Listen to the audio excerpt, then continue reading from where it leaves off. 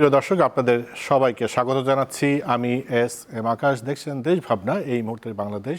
আপনারা জানেন যে বিশ্ব মুক্ত গণমাধ্যম দিবস পালিত হলো।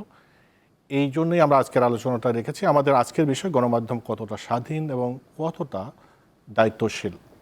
আর এ বিষয়ে আলোচনা করার জন্য আমাদের স্টুডিওতে তিনজনকে আমন্ত্রণ জানিয়েছি। তাদের সাথে আপনাদের পরিচয় করে দিই। আমাদের সাথে রয়েছেন খায়রুল আনোয়ার, জ্যেষ্ঠ সাংবাদিক, আপনাকে স্বাগত জানাই। আমাদের সাথে রয়েছেন আফরোজা সোমা, শিক্ষক ও গবেষক, আপনাকেও স্বাগত। আমাদের সাথে রয়েছেন আরও একজন সাংবাদিক, আকবর হোসেন, আপনাকেও স্বাগত জানাচ্ছি। আকবর হোসেন, আপনাকে দিয়ে আলোচনা শুরু করি। আপনি জানেন যে বিশ্ব মুক্ত গণমাধ্যম দিবস পালিত হলো, সারা বিশ্বব্যাপী এটা পালিত হলো। এটা বৈশ্বিক প্রতিপাদ্য যেটাই থাকুক, আমাদের বাংলাদেশে এবার যেটা করেছে সরকার, দেখলাম যে জবাবদিহির সংস্কৃতি, প্রধান সহযাত্রী হচ্ছে স্বাধীন ও দায়িত্বশীল গণমাধ্যম। কারণ আপনার কাছে আমি যেটা জানতে চাই, আপনি বিদেশি গণমাধ্যমেও চাকরি করেছেন, বাংলাদেশের গণমাধ্যম আসলে কতটা স্বাধীন? এটার আসলে ইয়েস বা নো এরকম ব্ল্যাক অ্যান্ড হোয়াইট কোনো অ্যান্সার আমার কাছে নাই। এটা না থাকার কারণ হচ্ছে, যেহেতু আমি নিজে ব্যক্তিগতভাবে কখনো লোকাল মিডিয়াতে আমি কাজ করি নাই, আমি যতটুকু এক্সপিরিয়েন্স শেয়ার করেছি বা অন্যদের কাছে শুনেছি যে আমাদের লোকাল মিডিয়া নানাভাবে তারা এটা কি বলে একটু শৃঙ্খলাবদ্ধ আর কি। হয়তো এখানে স্বাধীনতার ক্ষেত্রে অনেক ঘাটতি আছে। বাংলাদেশের ক্ষেত্রে এটা বেশ ইন্টারেস্টিং একটা ফেনোমেন। আপনি দেখবেন যে বাংলাদেশে যেসব ইন্টারন্যাশনাল মিডিয়া অপারেট করে, দে আর মোর অর লেস ফ্রি। বাংলাদেশের সরকারগুলো তাদেরকে কিন্তু কখনোই কোনো সরকার খুব বেশি ঘাটায় না বা ঘাটানোর মতো সাহস করে না, সেটা আপনি যেভাবেই বলেন। কিন্তু যত ঝড়ঝাপটা কিন্তু লোকাল মিডিয়ার উপর দিয়ে যাবে। এটা আমি ধরেন যখন আওয়ামী লীগ সরকার ক্ষমতায় ছিল তখনও দেখেছি, এমনকি এর আগে যখন বিএনপি সরকার ক্ষমতায় ছিল আমি তখনও দেখেছি একই অবস্থা। এখন তো মাত্র নতুন সরকার আসলো, এমনকি ইন্টারিম গভর্নমেন্টের সময়ও কিছু ঘটনা বাংলাদেশে ঘটেছে, একেবারে ঘটেনি তা না। তো এখন আমার কাছে মনে হয় কি যে ক্ষমতার সঙ্গে গণমাধ্যমের যে সম্পর্ক, এটা একটা দ্বান্দ্বিক সম্পর্ক। এটা তো এমন না যে গণমাধ্যম ক্ষমতার চিয়ার লিডার হবে, ব্যাপারটা কিন্তু ওরকম না। সো আপনি কাকে অ্যাকাউন্টেবল করবেন? গণমাধ্যমের কাজ তো হচ্ছে যে যারা ক্ষমতায় আছে, যারা দায়িত্বে আছে, তাদেরকে অ্যাকাউন্টেবল করা। সো এটা যখন আপনি অ্যাকাউন্টেবল করতে যাবেন, আপনার সঙ্গে সংঘাত অনিবার্য। মানে আমাদের যেহেতু অনেক অ্যাডভান্স ডেমোক্রেটিক কালচার নাই, সো ওইটা থাকলে হয় কি আপনার সহনশীলতাটা বাড়ে। মানে আপনি অনেক ক্রিটিসিজমকে নিতে পারবেন, অ্যাবজর্ব করতে পারবেন, সহ্য করতে পারবেন, মেনে নিতে পারবেন। কিন্তু যখন আপনার অ্যাডভান্স ডেমোক্রেসি, কি আমাদের তো মিনিমাম ডেমোক্রেসিটুকুও ছিল না বা নাই, তখন গণমাধ্যমের সঙ্গে যখন আপনার দ্বান্দ্বিক সম্পর্ক তৈরি হবে, যখন আপনি একটা জবাবদিহিতার জায়গায় বসবেন বা কাউকে অ্যাকাউন্টেবল করতে চাইবেন, তখন দেখবেন যে তার চরিত্র আপনার প্রতি বদলে যাচ্ছে, তার বিহেভিয়ার আপনার প্রতি বদলে যাচ্ছে। আর আমাদের যে লোকাল মিডিয়ার কথা যেটা বললেন কতটা স্বাধীন, আমি সবসময় শুধু সরকারের দোষ দেই না যে সরকারগুলো আমাদের মিডিয়াকে পরাধীন করে রেখেছে কিনা। আমি যদি দেখি যে আমাদের মিডিয়ার যে স্বাধীনতাহীনতা বা যে পরাধীনতার যে ব্যাপারটা, এটার কয়েকটা সাইড আছে। একটা সাইড আছে যে আপনি দেখবেন সরকার তো একটা ব্যাপার, সব সরকারই চাইবে যে গণমাধ্যমকে তার জন্য কাজ করানোর, তাই না, যে কি করে তার কথা বলানো যায়, সেটা একটা আছে, নানাভাবে তারা চাপ প্রেশার ক্রিয়েট করবে। আরেকটা অংশ থাকবে যে আমাদের মালিকরা বা আমাদের যে মিডিয়ার যে ইকোনমিটা যেভাবে চলে, এখানেও আমাদের সাংবাদিকদের খুব বেশি ফ্রিডম নেওয়ার কোনো সুযোগ নাই। কারণ গণমাধ্যম তো এসেনশিয়ালি একটা কমার্শিয়াল এন্টিটি, তাই না। আপনি যেটা টিভি স্টেশন রান করছেন, এটা রান করতে আপনার কোটি কোটি টাকা খরচ হচ্ছে। তাহলে এই টাকাটা আপনার কোত্থেকে আসবে? কোনো মালিক তার পকেটের টাকা দিয়ে কিন্তু বছরের পর বছর চালাবে না, তার একটা বিজনেস মডেলে যেতে হবে। সো বিজনেস মডেলেই যখন আপনি যাবেন, তখন দেখা যায় যে আপনি যাদের কাছ থেকে বিজ্ঞাপন নিচ্ছেন, যাদের কাছ থেকে আপনি আর্থিক যে আপনার একটা লেনদেন তৈরি হচ্ছে, ওইখান থেকে একটা প্রেশার আপনার তৈরি হয়।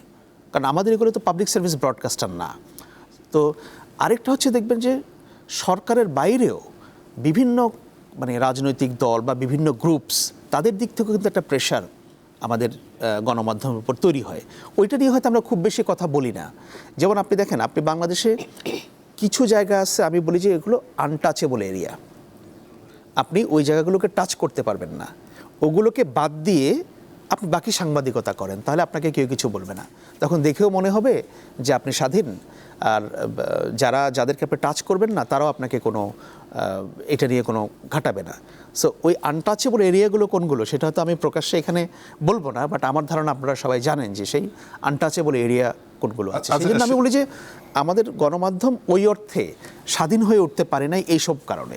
জি, আপনার কাছে আবারও আসবো। আপনাদের সময় যেটা আকবর হোসেন বলছিলেন, আমরাও জানি যে আপনি যেহেতু মিডিয়া নিয়ে গবেষণা করেন, জেন্ডার নিয়ে গবেষণা করেন, আপনার মিডিয়া গবেষণাটা অন্যতম ক্ষেত্র। সাংবাদিকদের অন্যতম তো কাজ হচ্ছে ক্ষমতাকে প্রশ্ন করা।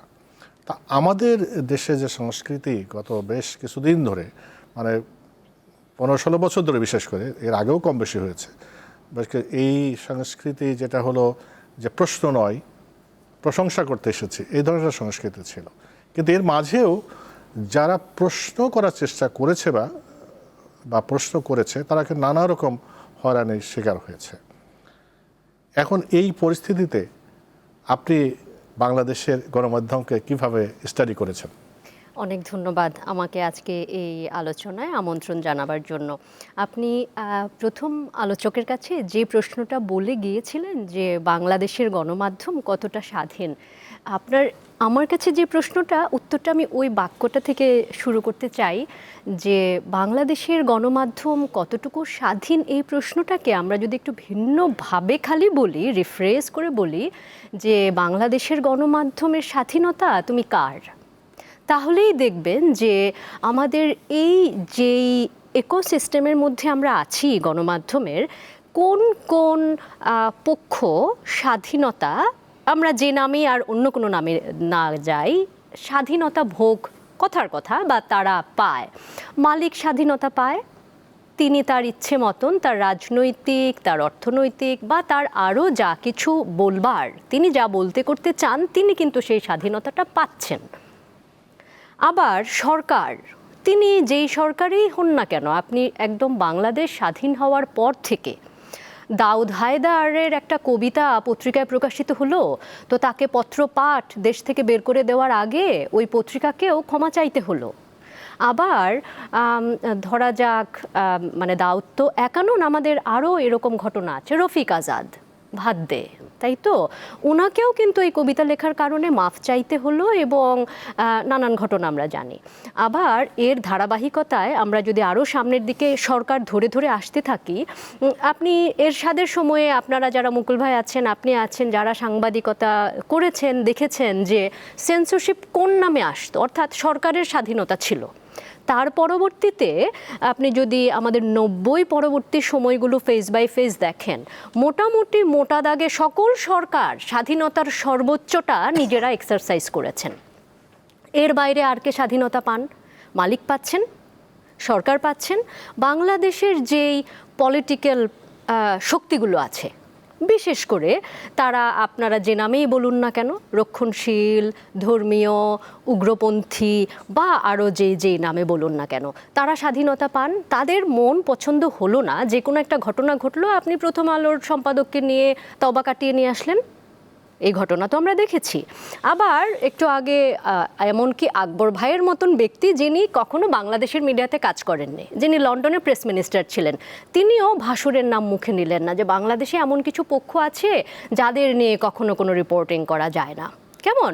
তো আপনি তাদেরকে নিয়ে যদি কিছু একটা করেন, প্রথম আলোরে আমার উদাহরণ দিই, তাদের লম্বা সময় ধরে পত্রিকায় কেউ বিজ্ঞাপন দেবে না। আপনি তো গবেষণার কথা বললেন, এগুলো কিন্তু বাংলাদেশে রয়েছে।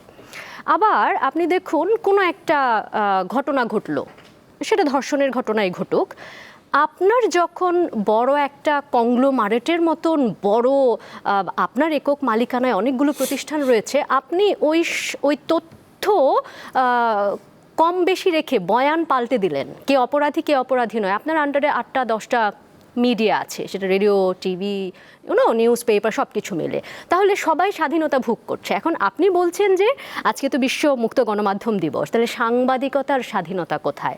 বাংলাদেশে মোটা দাগে সাংবাদিকের স্বাধীনতা হলো এক ধরনের কাজীর গরুর মতন, কিতাবে আপনি পাবেন বটে, বাস্তবে এটা না খুঁজে খুঁজে খুঁজে খুঁজে বার করতে হবে।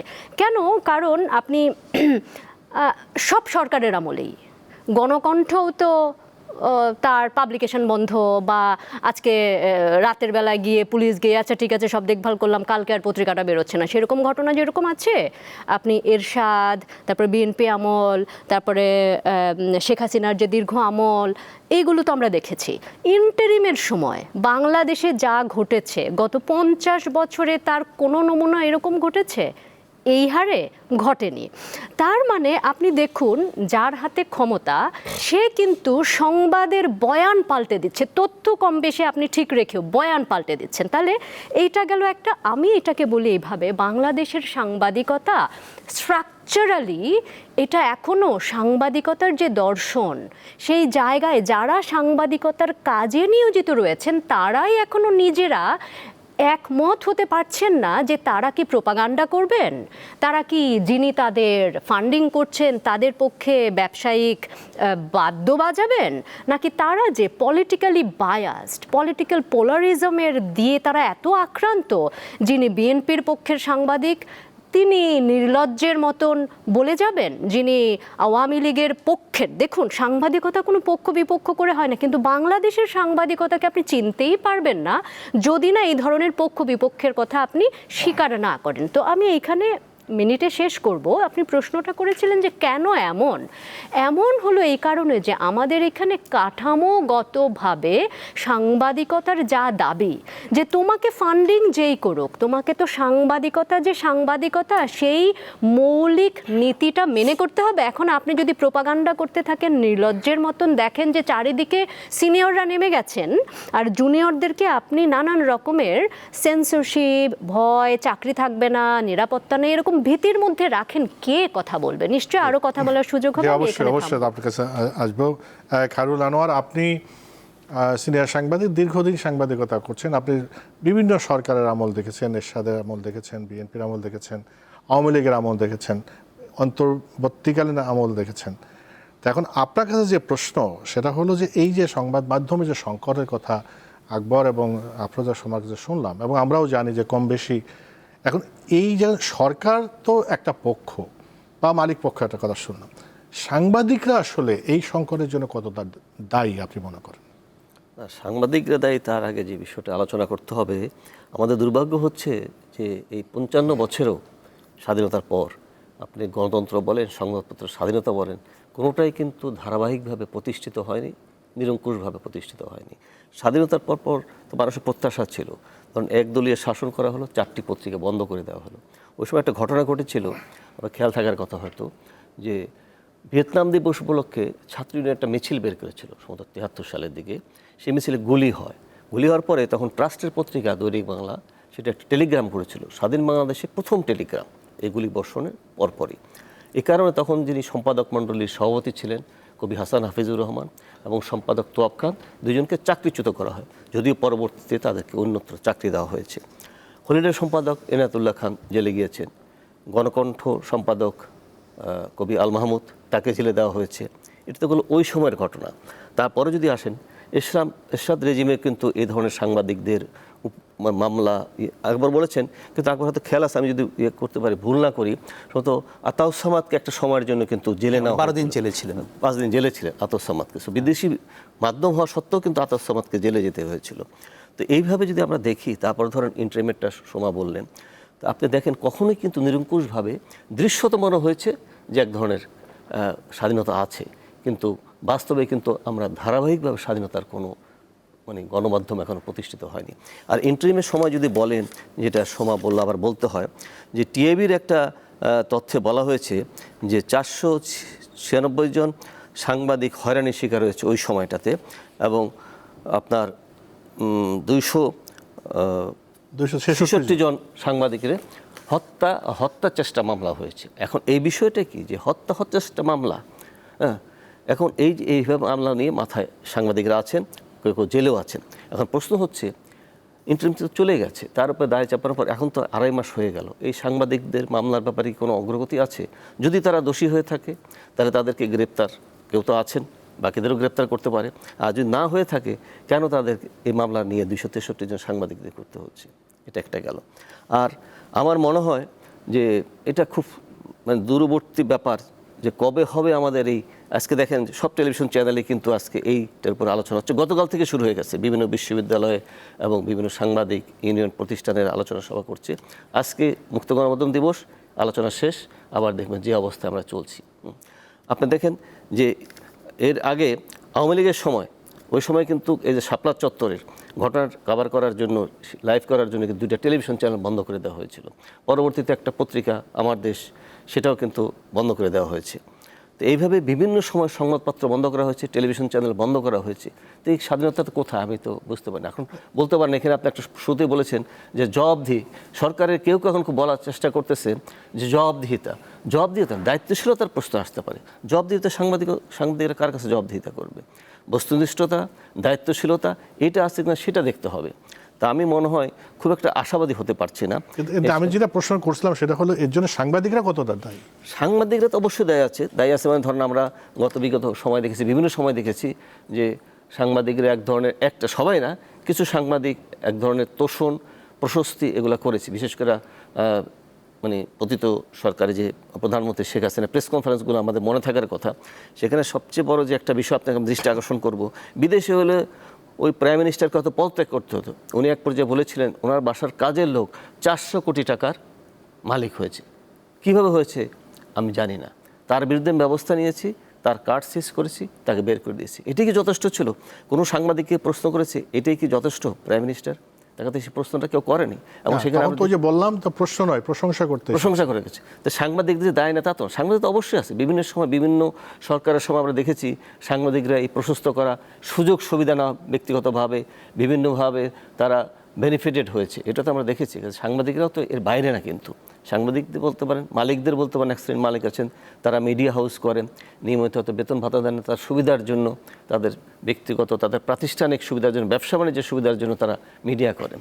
তো এই সংকটকালে রয়েছে, কিন্তু শুধু আপনার সরকারকে দোষ দিলে হবে না, আমাদের নিজেদের দিকেও সেটা তাকানো দরকার। এখন স্বাধীনতার কথা যদি বলেন, একটা কথা বলি, সিরাজ ইসলাম চৌধুরী স্যার একবার একটা কথা বলেছিলেন, আমরা সংবাদপত্রের স্বাধীনতা চাই। কিসের স্বাধীনতা? মালিকের স্বাধীনতা, সাংবাদিকের স্বাধীনতা না, আমরা পাঠকের স্বাধীনতা চাই। অর্থাৎ পাঠক যে খবরটা জানতে চায়, যে খবরটা পড়তে চায়, পাঠক যে মতামতটা জানতে চায়, সেইটাই হচ্ছে প্রকৃত স্বাধীনতা। মালিকের স্বাধীনতা না, সাংবাদিকতার স্বাধীনতা। আমরা যদি দেখি যে গণমাধ্যমের সূচক, মানে সারা বিশ্ব জুড়েই মানে এই যে গণমাধ্যমের যে অবস্থা সেটা নিম্নগামী। যে আমাদের যে বৈশ্বিক সূচক আমরা দেখলাম, বাংলাদেশেও এটা বোধহয় 3 ধাপ পিছিয়েছে। এই যে জিনিসগুলো মানে পিছাচ্ছে সারা পৃথিবীব্যাপী গণমাধ্যমের এই খারাপ অবস্থা, সেক্ষেত্রে বাংলাদেশের মতো দেশে যদি গণমাধ্যমের বিকাশ হতে হয়, তাহলে কোন কোন জায়গায় আসলে কাজ করা দরকার? আপনি একটু আগে যেটা প্রশ্ন করলেন যে আসলে এটার জন্য মানে জার্নালিস্টদের রেসপন্সিবিলিটি কতটা, আমি ওটা দিয়েই শুরু করি। দেখুন, স্বাধীনতা এমন একটা জিনিস বা মিডিয়া ফ্রিডম এমন একটা জিনিস কেউ আপনার হাতে তুলে দিবে না, কেউ আপনাকে বলবে না যে নেন আপনি স্বাধীন, আপনি সব কিছু করেন। এটা আপনাকে অ্যাচিভ করতে হবে। এবং আমাদের যে এই পেশায় যারা আমাদের পূর্বসূরি যারা ছিলেন, ওনারা ফাইট করে করে কিন্তু আমাদেরকে এই জায়গায় নিয়ে এসছেন। আপনি কিছু নাম বলেছেন না, যে ইনায়েতুল্লাহ খান বা আরও অন্য যারা, ওনারা কিন্তু যথেষ্ট ফাইট করেছেন এস্টাবলিশমেন্টের সঙ্গে, বিভিন্ন সময়ে সরকারগুলোর সঙ্গে।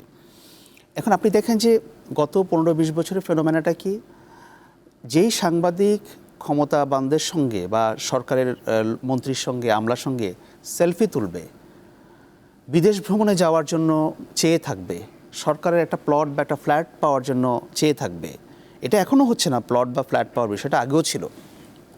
তো সে আপনাকে কি অ্যাকাউন্টেবল করবে? কখনো তো করতে পারবে না।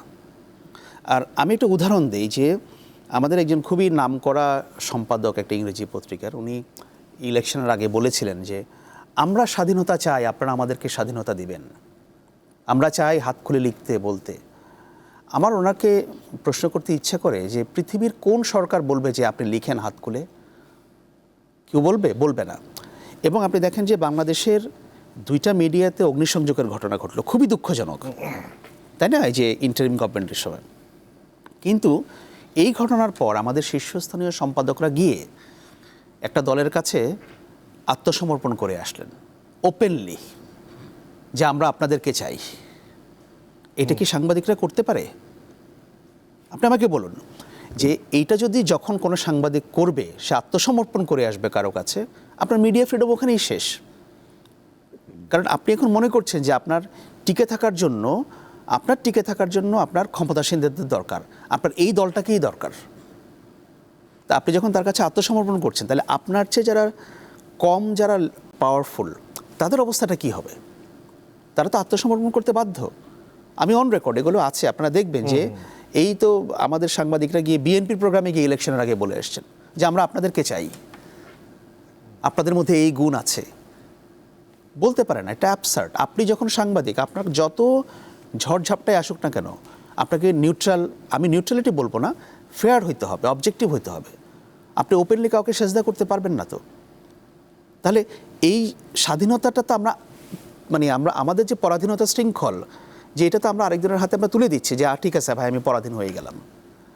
এটা হচ্ছে আরেকটা বিষয়। এবং আপনি দেখেন যে ক্ষমতার পরিবর্তনের সঙ্গে সঙ্গে আমাদের মিডিয়ার যে অবস্থাটা, আমি সবার কথা বলবো না, অনেক ভালো জার্নালিস্ট আছে, তারা অনেক ভালো কাজ করছে।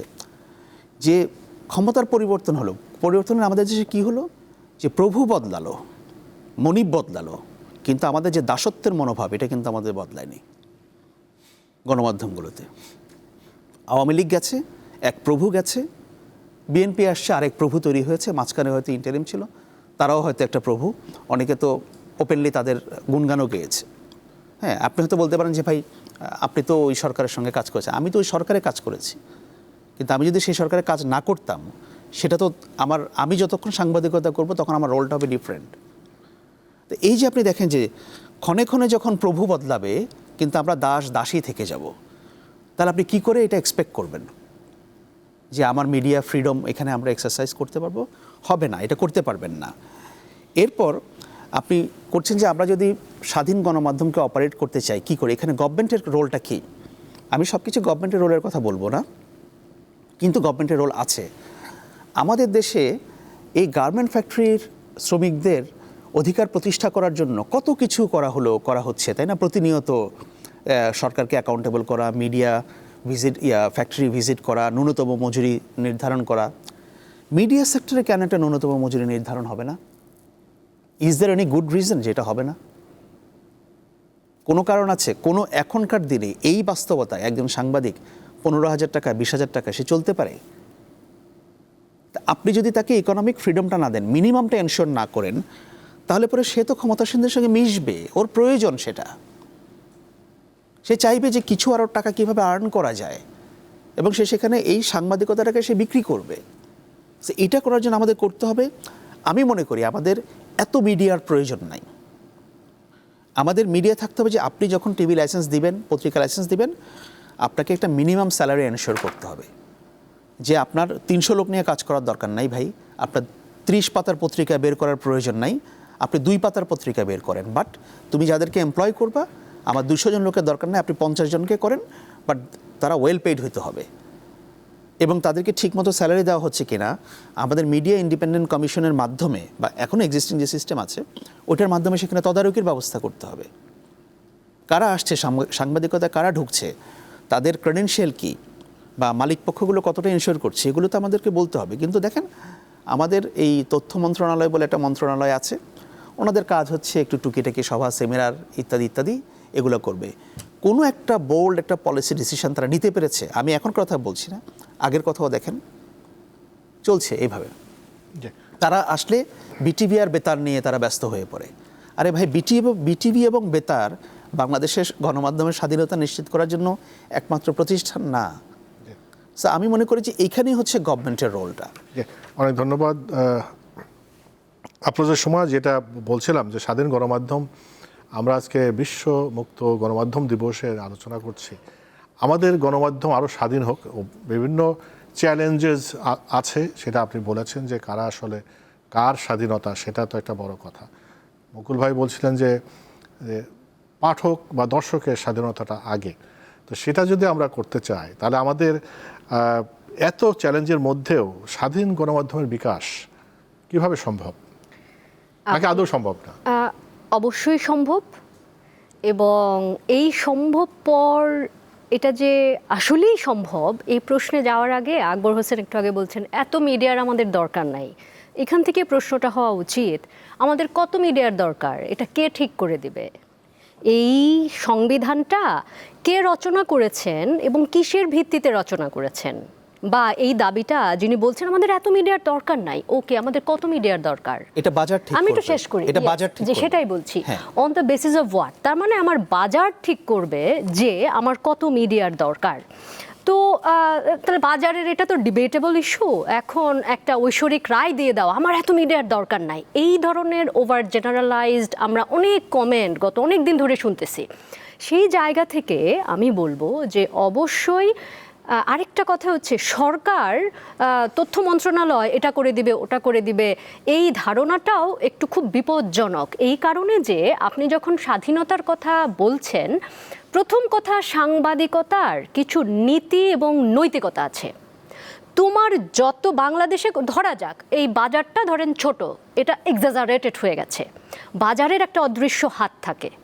আপনি মার্কেট ইকোনমির কথা বলছেন, তো মার্কেট ইকোনমি তার এই অদৃশ্য হাত দিয়ে নিজেই ঠিক করে নেবে কে সার্ভাইভ করতে পারবে, কে সার্ভাইভ করতে পারবে না। বাজারের নিজের এই একটা ইকোসিস্টেম আছে। এখন তাহলে আবার আমরা যদি বেসিকটা না আলাপে আনি বা বেসিকটা না বুঝি, তাহলে গোড়ায় গলদ রেখে আপনি অন্য জায়গায় মলম মালিশ করলে কোনো লাভ নাই। কারণ হলো বাংলাদেশে সাংবাদিকতার যে চরিত্র, মানে যারা মোটা দাগে সাংবাদিকতায় রয়েছেন তারা সাংবাদিকতার জার্নালিজমকে অনেকাংশে বর্তমানে জার্নালিজমে নিয়ে পরিণত করেছেন। একদিকে কপি পেস্ট করেন, এটা তো বাস্তবতা আমাদের আছেই।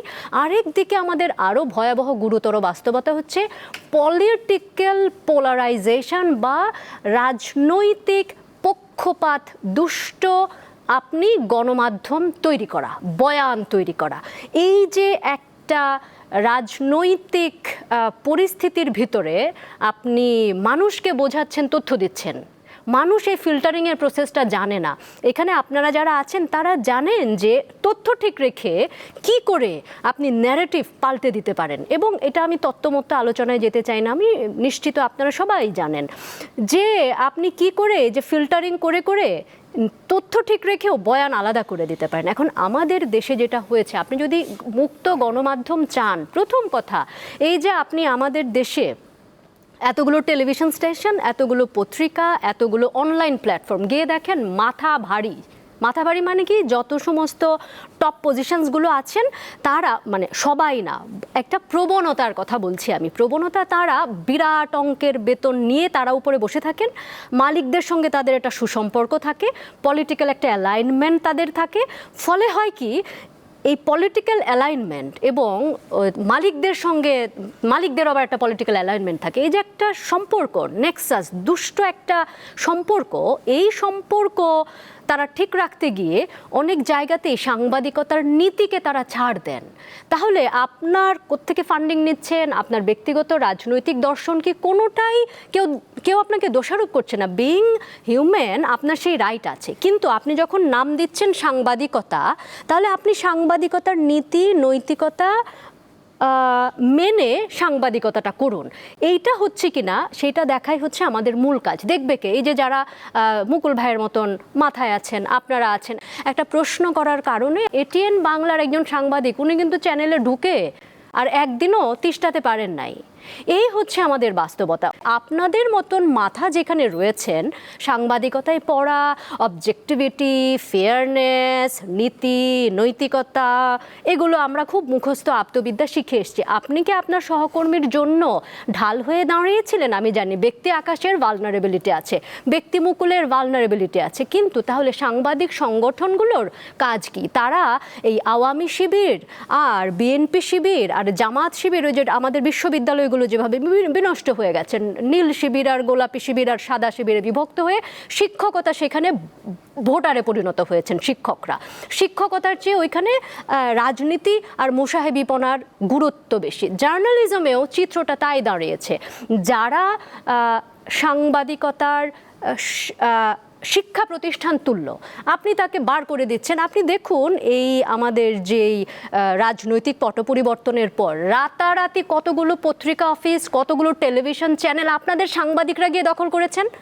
করেছেন কিনা, আমি একটা শব্দ বাড়িয়ে বলছি কিনা। তাহলে এই যে সিনারিওটা, আপনি যে প্রশ্নটা মুকুল ভাইকে করলেন, যে প্রশ্নটা আকবর ভাইকে করলেন, যে তাহলে আমাদের বাস্তবতাটা পাল্টাবে কি করে, শুনেন, সব কিছুর আমি যেভাবে খুব সিম্পল ওয়েতে বোঝার চেষ্টা করি, গো ব্যাক টু বেসিক। বেসিকে গেলে না অনেক কিছু ঠিক হয়ে যায়।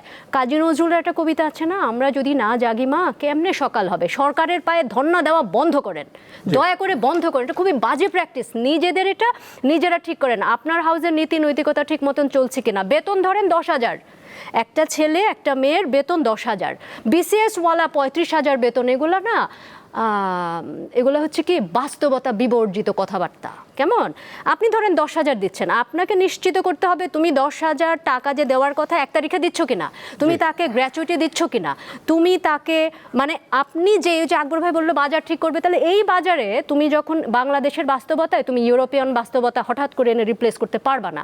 বাংলাদেশের বাস্তবতায় এখনও লোকে 7,000, 10,000, 15,000, ইউনিভার্সিটির শিক্ষকরাও, প্রাইমারি মানে অনেক জায়গায় বিশ্ববিদ্যালয়ের শিক্ষকেরাও দেখবেন অনেক ছোট ছোট বিশ্ববিদ্যালয়ে তারা কত টাকা দিয়ে ঢুকে। তো ওই আমি জাস্ট 1 সেকেন্ডে শেষ করি।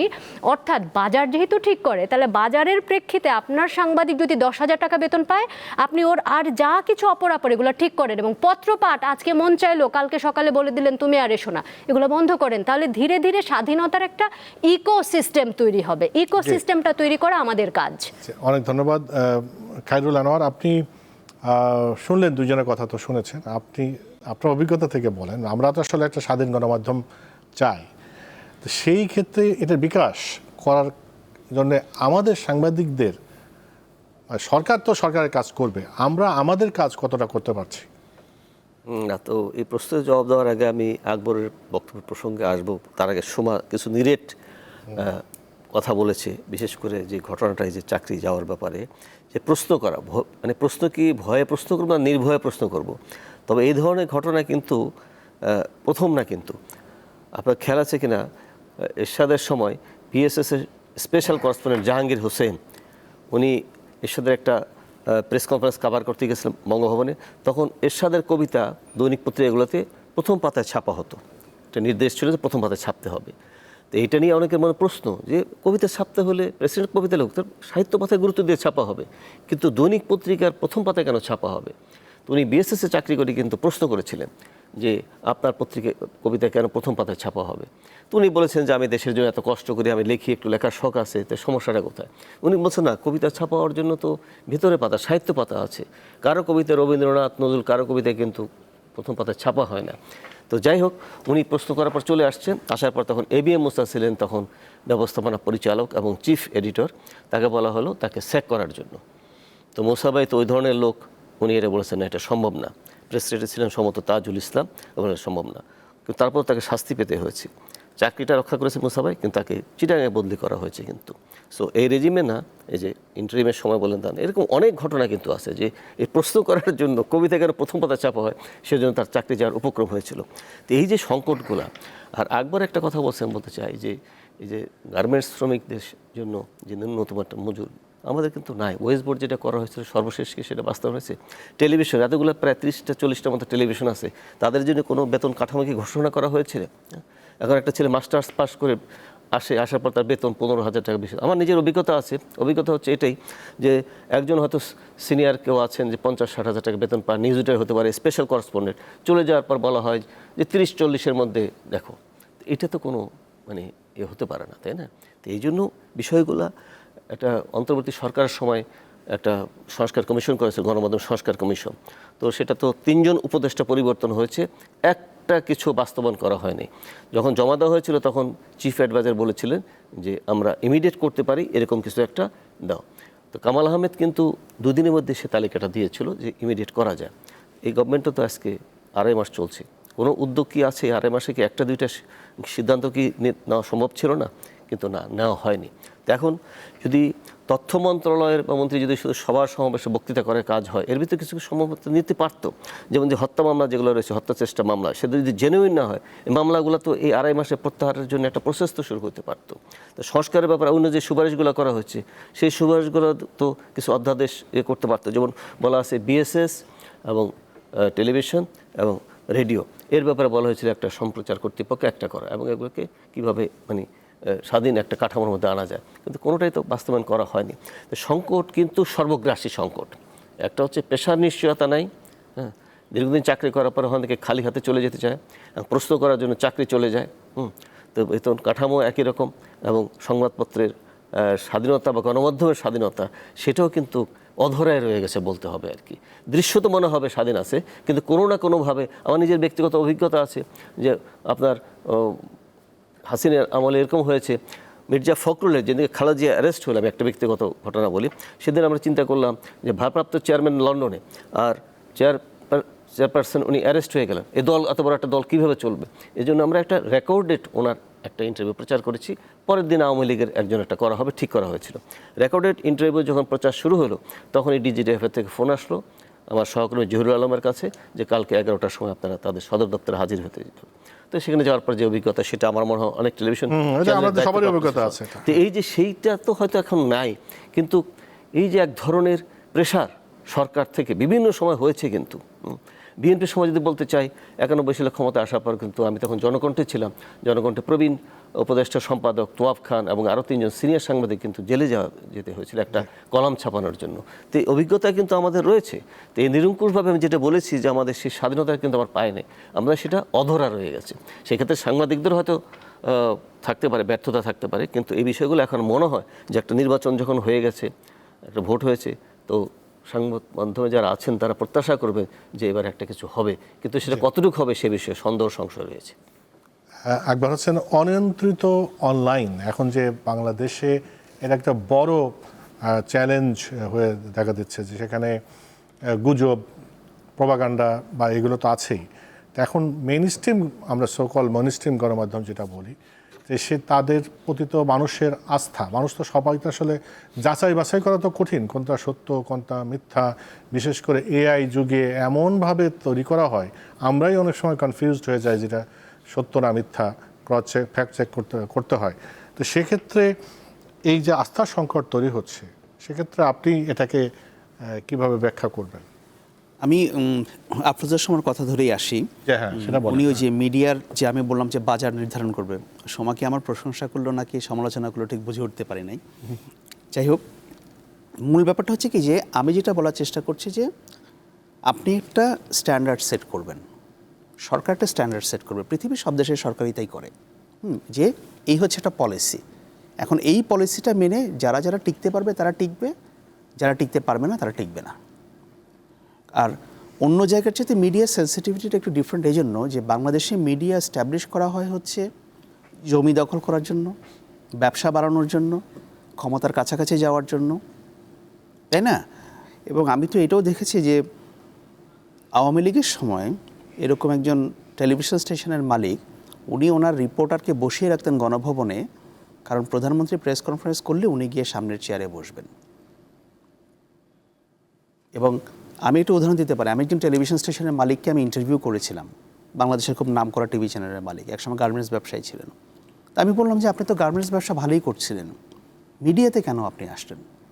উনি খুবই ক্যান্ডিড একটা সহজ সরল উত্তর উনি দিয়েছেন। উনি বলে যে দেখেন, আমি অনেক টাকা গার্মেন্টস ব্যবসা করতাম, কিন্তু মন্ত্রণালয়ে গিয়ে একজন যুগ্ম সচিবকে দেখার জন্য বা কথা বলার জন্য আমার বাইরে 5 ঘন্টা বসে থাকতে হলো। তখন আমার মনে হলো যে আমি দেখতাম যে আমাকে বসায় রাখছে, কিন্তু সাংবাদিকরা ঢুকছে আর বেরোচ্ছে।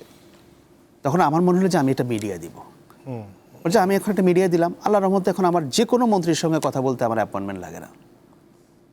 So this is the mentality. এখন আমাদের রাষ্ট্র কি বা সরকার কি এই মেন্টালিটিটাকে মানে এন্টারটেইন করবে কিনা?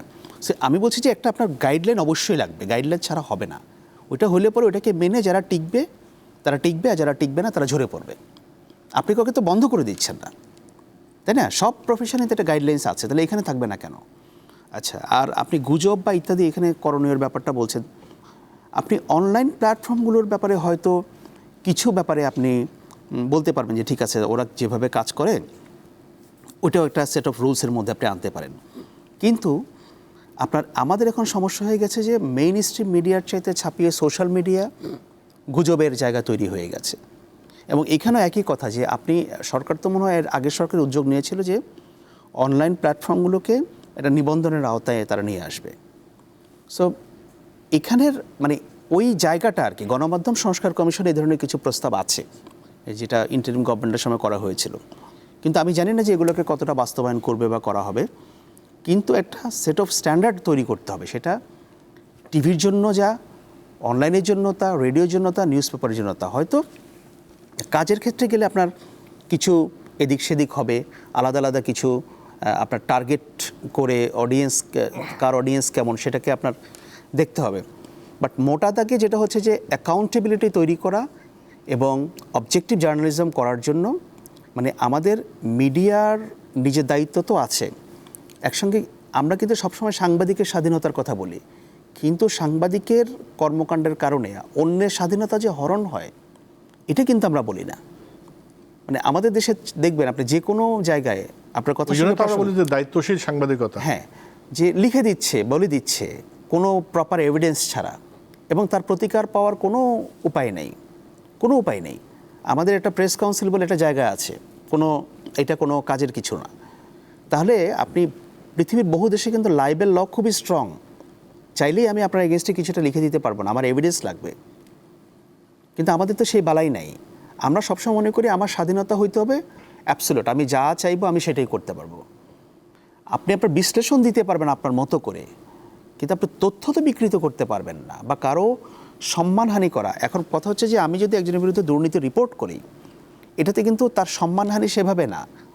সম্মানহানিটা হচ্ছে তখন যদি আমি তার বিরুদ্ধে এনাফ এভিডেন্স ছাড়া আমি রিপোর্ট করি। জি, আপনাকে অনেক ধন্যবাদ। আমি এই সংক্ষেপে দুজনের কাছে আসবো, সেটা হলো এইটা নিয়েই এখন অনলাইন একটা বড় অপতথ্যের জায়গা হয়ে গিয়েছে। এখন এই যে সাংবাদিকতা করতে যে জনমানুষের যে আস্থার সংকট তৈরি হচ্ছে, এমনিতেই তো বিভিন্ন রকম কথা আছে যে আমরা গণমানুষের কথা, দর্শকের চাহিদা বা পাঠকের চাহিদা কতটা তুলে ধরতে পারছে গণমাধ্যম, সেটা নিয়ে তো বিতর্ক থাকতে পারে। কিন্তু যা তুলছে অনলাইনে এসে সেখানে এত বেশি অপতথ্য ছড়াছড়ি, সেক্ষেত্রে এখন কি করণীয়? আচ্ছা, এই উত্তরে যাওয়ার আগে আপনি একটু আমাকে বলুন যে এটা কি আপনার শেষ প্রশ্ন নাকি আপনি আবার আসবেন? না, এটাই শেষ প্রশ্ন। কয় মিনিট আমি বলতে পারবো? 3 মিনিট। ওকে, সেটা হলো আপনি যে অনলাইন অফলাইন বললেন, এই অনলাইন অফলাইনের ধারণাটা না আপনার কাছে মাপ চেয়ে বলে, এটা খুবই সেকেলে একটা চিন্তা। এবং এই যে আমরা বলি মেইন স্ট্রিম বলে আমাদের মতো, এই যে একটু আগে যে আলাপ শুরু করেছিলাম যে আমরা কাঠামোগতভাবেই না অনেক পিছিয়ে, সাংবাদিকতার ধারণাতেই আমরা অনেক পিছিয়ে, এবং যে কারণে মানে এই যে স্বাধীনতার যেই সংজ্ঞায়ন, যে সংস্কৃতি, সেখানে আমরা বহু দূর। কেমন ওই জায়গা থেকে এই মেইন স্ট্রিম বলে আপনি টিভি বলে আর আপনি রেডিও বলে আর নিউজ পেপার বলে, আমি তো শেষ করি, আপনার প্রশ্নটা আমি বুঝেছি। বিষয়টা হলো যেখানে একটা এডিটোরিয়াল গাইডলাইন, আমি বুঝেছি প্রশ্নটা, সেইটা বোঝার জন্য না, এই ধারণাটাই হচ্ছে এখানে অনলাইন বলতে আপনি অনলাইন বলতে আমি বুঝেছি, প্রশ্নটা বুঝেছি, কিন্তু আমি কোনটা বোঝাতে চাচ্ছি সেটা আপনি আমি ওই উত্তরটা দেওয়ার জন্য আপনাকে বলছি, একটু শুনলেই আপনি বুঝবেন। দেখুন, এখন এই হাইব্রিড রিয়েলিটিতে আমরা যখন থাকি, আপনার এই টিভি বা আমাদের সারা পৃথিবীর এগুলাকে এখন বলা হয় কি লিগ্যাসি মিডিয়া, ট্র্যাডিশনাল মিডিয়া। কারণ আমাদের যেই হাইব্রিড রিয়েলিটিতে আমরা আছি, আপনার টিভি বলেন আর প্রথম আলো বলেন, বাংলাদেশে আজকে এই মুহূর্তে টকশো শেষ করে ফোন দেবেন, দেখবেন যে ইনকাম কোথা থেকে বেশি আসছে, আপনার পত্রিকার বিজ্ঞাপন থেকে, টিভির বিজ্ঞাপন থেকে, নাকি ডিজিটাল থেকে, নাকি আপনার সোশ্যাল মার্কেটিং থেকে, মানে আপনি যে সোশ্যাল যত নিউজ ভিউজ যা কিছু আপনি দেন। এই যে তার মানে মিডিয়া কি করে ভায়াবল হবে, তার ইকোনমিক তার মডেল চেঞ্জ হয়ে গেছে, তার প্যাটার্ন চেঞ্জ হয়ে গেছে। এবং যে কারণে এখন আমি যদি ওভার জেনারেলাইজড করে বলি অনলাইন অপতথ্য ছড়ায়, এই আমার কথাটাই হবে অপতথ্য। কারণ অপতথ্য আপনি যদি দেখেন, আমাদের দেশে তো এখন অনেক ফ্যাক্ট চেক আছে, প্রথম আলো বা অন্যান্য এরকম এস্টাবলিশড পত্রিকা বছরে বা মাসে কয়টা এরকম অপতথ্য, ভুল তথ্য, গুজব জাতীয় জিনিস বের করে, এটা কিন্তু ডেটা আছে আমাদের হাতে, আপনি ডেটা খুঁজে বার করতে পারবেন। অর্থাৎ এটা আমাদের দেশে এই যে হেইস্টিলি, তাড়াহুড়ো, সবার আগে ভুল হোক ভাল হোক দিয়ে দিতে চায়। সময় টিভিকে কেন মানুষ আগে দেয় কিন্তু ভুল দেয়, অথচ বিবিসি এডিটোরিয়াল পলিসিতে বলা হয় যে তুমি ক্রস চেক না করে আগে ভাগে তোমার যাওয়ার দরকার নেই, আগে ক্রস চেক করো, জিনিসটা ঠিক কিনা সেটা আগে দাও। তো এই যে আপনি বললেন যে এই কালচার থেকে আমরা কিভাবে বেরিয়ে আসতে পারি, এটা খুব সোজা। আপনি জার্নালিজমের বেসিক নীতি নৈতিকতা ফলো করেন। আমি 1 মিনিটে আপনার একটা আমার ব্যক্তিগত কাহিনী বলি। বাংলাদেশে আমি একটা বড় কাজের সঙ্গে জড়িত ছিলাম, সাংবাদিকতার ব্রডকাস্ট জার্নালিজমের নীতি কি হবে তা ঠিক করার জন্য। একজন ইন্টারন্যাশনাল কনসালটেন্ট ছিলেন বাংলাদেশে, আমি তার সঙ্গে কাজ করেছি। তো করতে গিয়ে যখন সাংবাদিকদের সঙ্গে আলাপ হয়, যখনই বলা হয় যে সাংবাদিকরা কোনো রাজনৈতিক দলের এভাবে অ্যাক্টিভ সদস্য হতে পারবে না, অনেকে বলে যে না এটা তো হবে না, মানবো না, অনেক তখন একটা এমন মানে হিটেড আর্গুমেন্ট হয়। কেন হয়? এখন আকবর ভাই একটু আগে বলতেছিলেন এই যে সাংবাদিকরা একটা তথ্য তারা যদি দেন, অন্য কেউ যদি ক্ষতিগ্রস্ত হন, এটার প্রতিকার কোথায় পাবে? বাংলাদেশে অন্তত 12টা আইনের কথা এই মুহূর্তে আমি বলতে পারি, আর এই আইনের ধারেও আপনার যাওয়ার দরকার নেই। আপনি যদি প্রপার জার্নালিজমটা করেন, ওই প্রপার জার্নালিজমে থাকে উইদাউট ক্রস চেক তুমি তো কোনো তথ্য দিতে পারারই কথা নাই। এবং ধরেন সাংবাদিক বা রিপোর্টার ভুল করে একটা কিছু দিয়ে দিয়েছে, তারপরে গেটকিপার আছে না, গেটকিপার এটা চেক করবে, তারপরে আবার নিউজ এডিটর বা তার ডেপুটি লেভেলে ক্রস চেক করার গেটকিপার আছে না। অর্থাৎ তোমার যে সাংবাদিকতার সরেও সরায়া এই যে বেসিক পার্টে হয় গলতি আছে, নয় তুমি তা মানছো না। অর্থাৎ তুমি আগে বিসমিল্লাহ থেকে সাংবাদিকতার নীতি নৈতিকতা মেনে ক্রস চেক করা না করে কিছু পাবলিশ করব না, এবং ক্রস চেকেরও তো কিছু তরিকা আছে, তাহলে তুমি সেটা মেনে করো, তাহলে তোমার একটা ধাপ হয়ে যায়।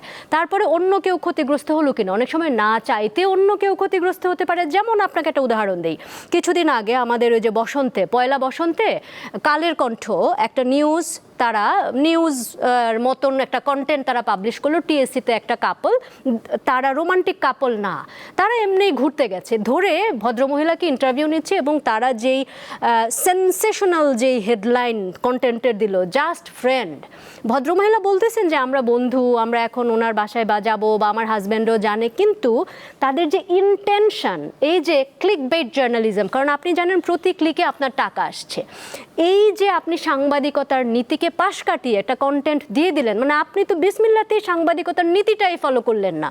আপনি হয়তো ভদ্রমহিলাকে বলেছেন যে আপা আমরা অমুক টিভি বা পত্রিকা থেকে এসেছি, আমরা আপনার একটা ইন্টারভিউ নিব, আজকে উপলক্ষে দিব। ভদ্রমহিলা মানে সরল বিশ্বাসে ইন্টারভিউটা দিলেন, কিন্তু আপনি তার যেই পজিশনিং যেভাবে করেছেন, যে ট্রিটমেন্ট দিয়েছেন, এটা ঠিক হয় না। অর্থাৎ বেসিক নীতি মেনে কাজ করেন, সাংবাদিকতা হবে। আমরা শেষ করবো খায়রুল আনোয়ার, আপনি দিয়ে একটু আমি এই বিষয়ে বলতে চাচ্ছি সেটা হচ্ছে যে তথ্য বিকৃতি, অসুস্থ প্রতিযোগিতা, এদিনে আবার একটা শব্দ শুনি যে ভিউ ব্যবসা, যেটা সমান বলেন সেটা ভিউ ব্যবসা।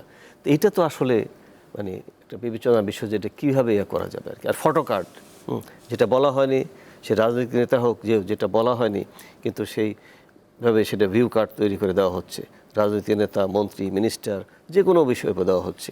তা এই যে অসুস্থ প্রতিযোগিতা, এটা কিভাবে হবে সেই বিষয়গুলো আসলে দেখা উচিত আর কি। কারণ আপনার এতে তো যাদেরকে করা হচ্ছে তারা তো ক্ষতিগ্রস্ত হচ্ছে, সামাজিকভাবে হচ্ছে, অন্যভাবে বিভিন্নভাবে ক্ষতিগ্রস্ত হতে পারে। তো এই জন্য এইটা দেখা দরকার। আর ভিউ ব্যবসার এই শব্দটা তো প্রচলিত হয়ে গেছে, যে একটা অসুস্থ ধারার মধ্যে চলে গেছে আর কি।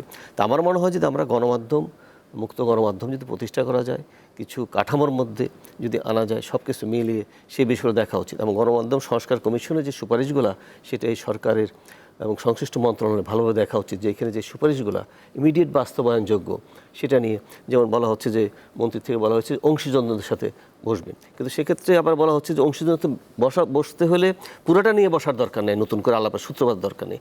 ওখানে যে বিষয়গুলো আশু বাস্তবায়নযোগ্য, যেটা প্রেক্ষাপটে আমাদের পক্ষে সম্ভব, সেটা নিয়ে আলোচনা হতে পারে। আজকে মনে সম্ভবত একটা সেমিনার ছিল আপনার সংবাদপত্র পরিষদ এবং নওয়াবের যৌথ উদ্যোগে, সেখানে এই বিষয়টা এসেছে যে পুরা বিষয় নিয়ে না বসে অংশীজনদের সাথে যে বিষয়গুলো আসল বাস্তবায়নযোগ্য সেই বিষয় নিয়ে বসা উচিত। এবং এখন তো ধরেন আপনার মানে মিডিয়া দারুণভাবে ফ্লারিশ করেছে, শুধু সংবাদপত্র না, সংবাদপত্রের পাশাপাশি অনলাইন, তারপর আপনার টেলিভিশন, সব ডিজিটাল প্ল্যাটফর্ম, তো সব কিছু বিষয় আমাদের মানে নতুনভাবে ভাবা দরকার আর কি। অনেক ধন্যবাদ খায়রুল আনোয়ার, আপনাকে অনেক ধন্যবাদ। আফরোজার সময় অনেক ধন্যবাদ। আকবর হোসেন, আপনাকে ধন্যবাদ। প্রিয় দর্শক, আজ এ পর্যন্তই। আমরা বিশ্ব মুক্ত গণমাধ্যম দিবসে বাংলাদেশের গণমাধ্যম কতটা স্বাধীন এবং দায়িত্বশীল সেটা নিয়ে আলোচনা করলাম। বর্তমান সরকার স্বাধীন গণমাধ্যমের কথা বলছে, সেই প্রত্যাশা রাখছি, এবং যে নিবর্তনমূলক আইন কানুন আছে এবং সংস্কার কমিশন যে প্রস্তাব দিয়েছে, সেই প্রস্তাবগুলো যদি এই সরকার আমলে নেয় এবং সেই অনুযায়ী কাজ করে, কিছুটা হলেও অন্তত আইনি যে কাঠামো সেদিক থেকে হয়তো কিছুটা কাজে আসতে পারে। আর আগামী দিনের সাংবাদিকতা আরও বেশি ভাইব্র্যান্ট হোক সেই প্রত্যাশা রেখে শেষ করি। ভালো থাকবেন।